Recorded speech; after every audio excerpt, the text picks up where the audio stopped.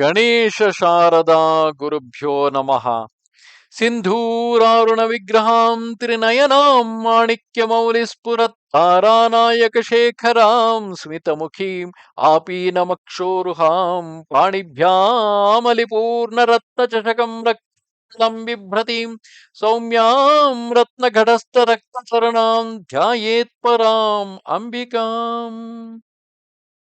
Welcome to all for this session on Lalitopakhyanam.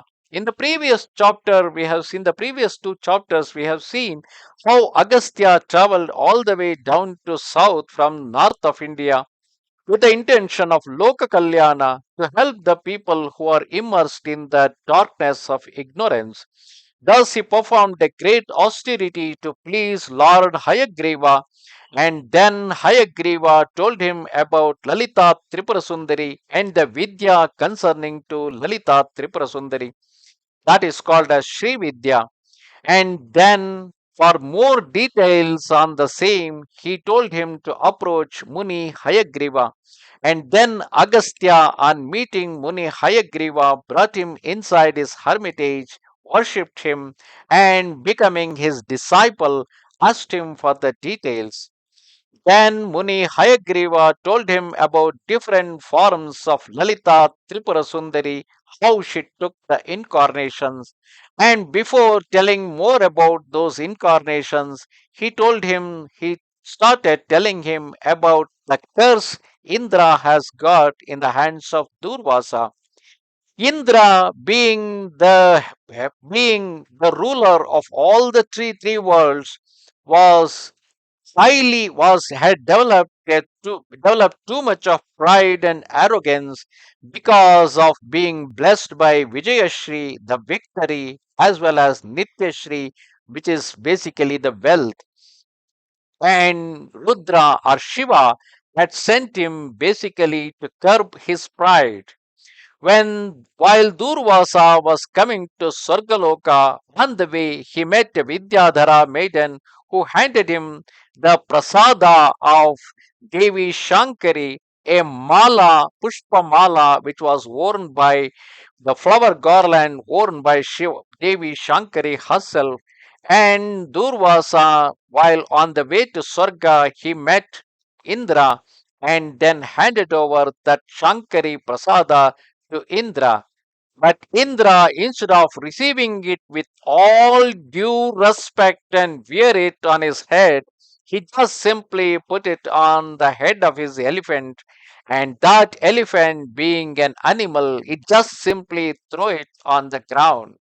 Then it is the responsibility of Indra for not paying the due respect to the Deva Prasada, Devi Shankari's Prasada, for which Maharshi Durvasa cursed him, and because of the curse, the Vijayashri had left him. The goddess of victory went on to the side of Danavas, while Nityashri, goddess of wealth, had left him and went back to Vaikuntha.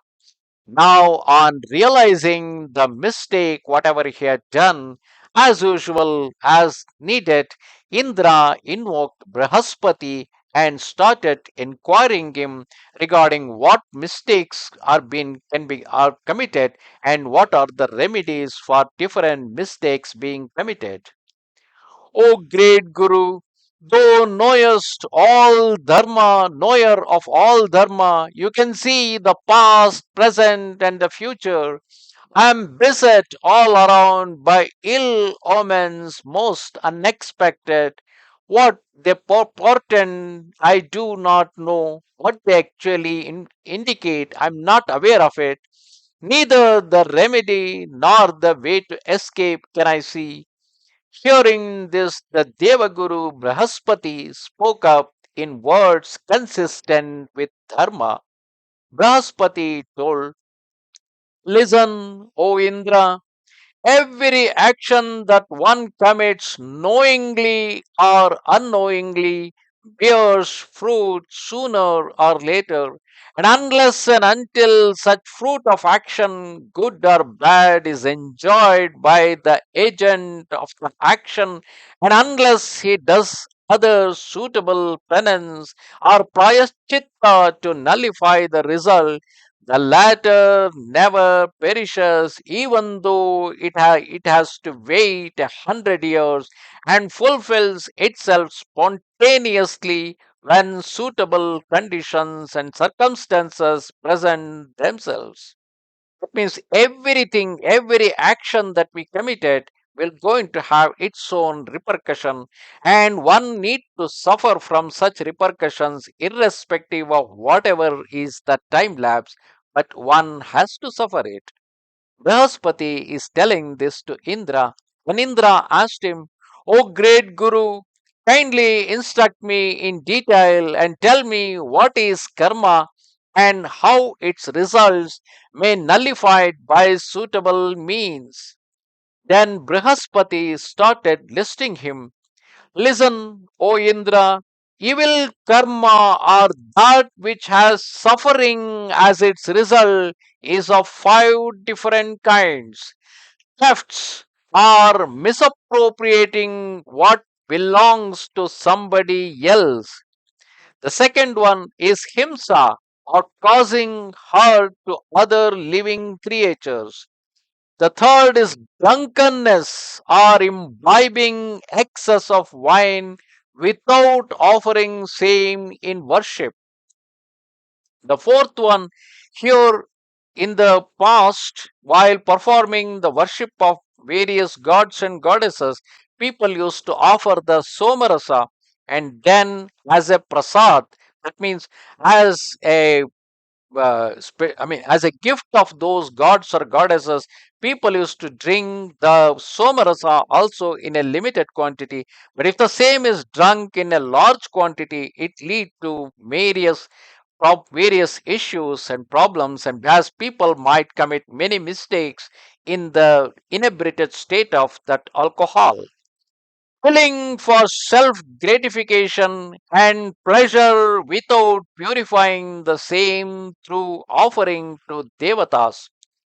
Even it is not just killing the other people, it is about killing animal or any other living beings, but they will be purified only if they are offering, if it is an offering to the goddess, to the devatas.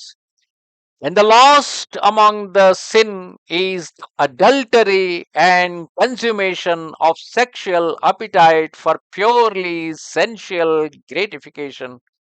These are the five important sin which are difficult to find any remedy for that. And in the same way, there is no remedy for the evils or sins committed against father, mother, son, or guru, our teacher. If such an evil karma be set into motion by a deva, devas are considered supposed to be the highest and the more supreme compared to the danavas or the human beings. So even among the human beings, among the different classes, the evil committed, the effect of committing an evil will be much more stronger. Anyway, if such an evil karma be set into motion by a deva who is far wiser than a dhanava or man, the harmful result is multiplied 10,000 times. Punishment is automatically adjusted and meted out in each case according to the development of the individual in the scale of evolution. If sin be committed for the sake of relations, friends, and dear ones, the punishment is reduced by one fourth, and one half if for the protection of oneself or his wife or child. When it is done as a duty for duty's sake, then it is not considered as a sin. Munis of yore have said that when in danger of losing life, one may defend oneself against anyone or anything, even to the extent of killing the aggressor, and it will be no sin to do so. Actions which cause trouble to wife, children, or brothers have their sinful retribution multiplied 10 times. When these are saved, the reward is similarly multiplied 10 times. Satsanga is a great expiatory agent in all cases as it creates repentance and wiser resolves. Means if a person is in the company of good people, that's what is called as satsanga, then that will help a person's buddhi to calculate the things properly and take wiser decision under and do wise actions under different circumstances. It is not sinful for a ruler to kill wild animals in a forest for the protection of his people. Purposely kill animals for one's own food or pleasure without offering to devatas as sacrifice is not free from sin. The flesh that is offered in sacrifice is born of Shiva the destroyer and therefore quite auspicious. Hence, O Jiva, know this, you are not different from Shiva, but of the form of Shiva himself, knowing that Rudra is the Lord of the universe, for it is in his power to destroy it. If the sacrifice be even mentally offered to him with that knowledge, and the remnants of such an offering be used for oneself or for others, one incurs no sin. Means even while in the killing, if it is the part of his duty, because it is a duty of a king to kill the animal in the wild, because otherwise their numbers will increase, and with the increasing of their number they might even trouble his own subjects. So it is his duty. Or even while he is killing the animal for his own food or pleasure, if he is offering it as a bali, as a sacrifice to the devatas, considering that his Atma and Shiva are both same. So, like Shiva destroys the world, destroys the beings in the same fashion, so if he is offering that to Shiva, then it will not be considered as a sin. Also such as are harmful to homes like snakes, rats, scorpions, mosquitoes, red and white ants, etc., may also be destroyed without incurring sin. Because, in case if these snakes, rats, scorpions, mosquitoes, or even the ants, if they are creating trouble for the human being, they should not be deliberately troubled if they are creating problem for the human settlement. For the sake of that, it can be killed, but again, it should be considered with the essence of offering it to the goddess. This animal sacrifice yajna has been declared for the sake of grihastas who desire the fruits of their actions.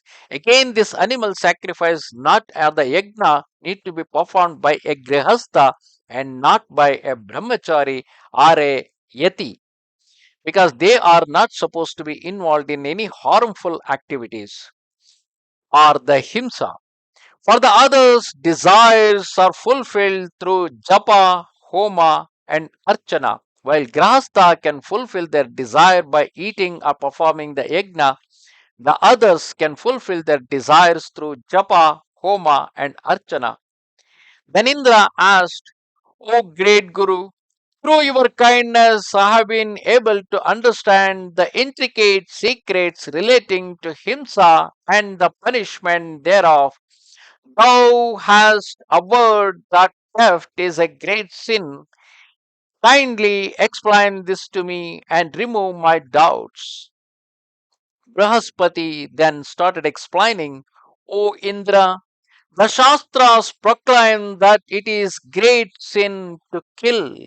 Greater sin is to hurt a Sharanagata, one who has surrendered himself and sought refuge, whoever he may be. Even to look upon such a great sinner, one who killed his own Sharanagata, the one who surrendered to himself, if somebody kills him, even to look at him is considered as a sin. There is no expiation, that means there is no remedy for the sin of robbing a wise man or one who has earned money through great effort, or an unfortunate or a poverty stricken individual, and one who has too many children or wives, or one who is living on his past earning, not being able to earn now. So the people who are not being able to earn, people who are having many children and wives to support, people who are poverty stricken, people who are unfortunate, people who are wise and they are living based upon their knowledge. These are the people who should never be robbed, and also the people who earn their money through a just means, they should not be robbed. It is a greater sin to rob one who trusts. If someone trusts you, robbing them is a biggest sin. Greater still is the sin if one who trusts happens to be a poor. I shall relate to you a story to illustrate other intricate secrets involved in the fruits of theft. Thus, in this story, Indra called Brihaspati his guru and asked him about the karmas and what are the evil karmas. So, Brihaspati started listing the karmas which are evil, and even among those evil karmas, for example, killing someone is an evil karma. But if the killing is for the sake of duty, and if it is for the purpose of offering as a sacrifice to the god or goddess, then it is not considered as a sin. Similarly, stealing somebody's wealth or stealing in somebody's home is considered as a sin, especially when that person happens to be wise or one person happens to be unfortunate, poor, has a large family to support. Under such circumstance, such a person should never be robbed. And also, a person who had made money through a just means. That clearly indicate if someone has acquired the wealth through unjust means, if such a person is robbed by a thief, it is not considered as a sin. So there is always the pros and cons of what is good and what is bad, even among the evil karmas. Namaste Sharada Devi Kashmir Puravasini Twamaham Prathaye Nityam Vidya Danancha Dehime. Goodbye.